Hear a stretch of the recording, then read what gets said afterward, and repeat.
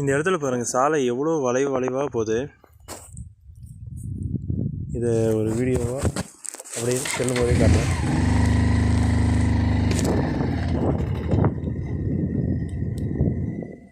இப்போ வந்துட்டு அப்படியே இந்த இடத்துல வளையும்.